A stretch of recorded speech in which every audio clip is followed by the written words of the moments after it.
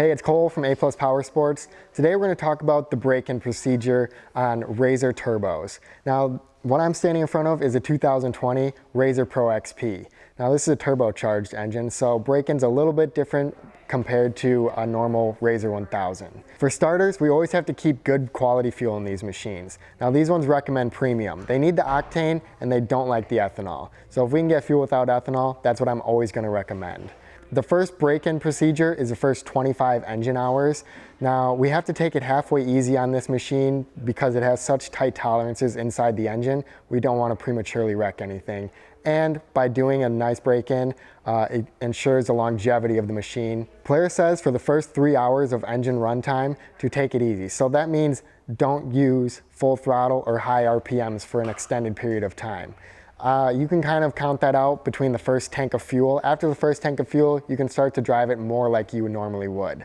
For the first tank of fuel, we're not going to go over 50% throttle as much as we can, and we're not going to just let it sit and idle. That's not good to do either. Being a turbo machine, when we first start it, we have to let it sit and idle for about 10 seconds before we give it any throttle. I want to let that engine oil start to work through the turbo and prime itself up so we don't have premature wear. Also, when you go to stop the machine, come to a complete stop, put the vehicle in park, and wait about 30 seconds to let that engine cool its own turbo down before we just shut it off. Breaking in your belt is the most important part of this machine. Now, for the first tank of fuel or 3 hours, we're going to be extremely nice to it with the RPM ranges. Now that's going to keep the belt from slipping really far down into the clutches. It's going to extend your belt life. These belts need to be wore in and broke in to the clutches.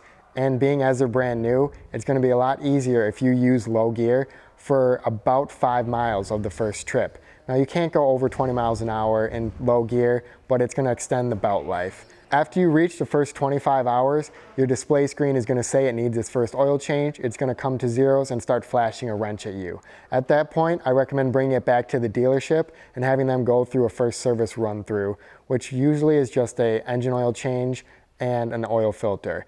Now, most technicians are going to inspect and check over every other part of the vehicle to make sure it's breaking in properly and make sure that we don't have premature wear. If you guys have any questions, give me a call or leave me a comment in the section below. Check out all my current inventory at aplusride.com. And if you like this video, hit that like button and subscribe to see all my latest weekly videos. Thanks for watching.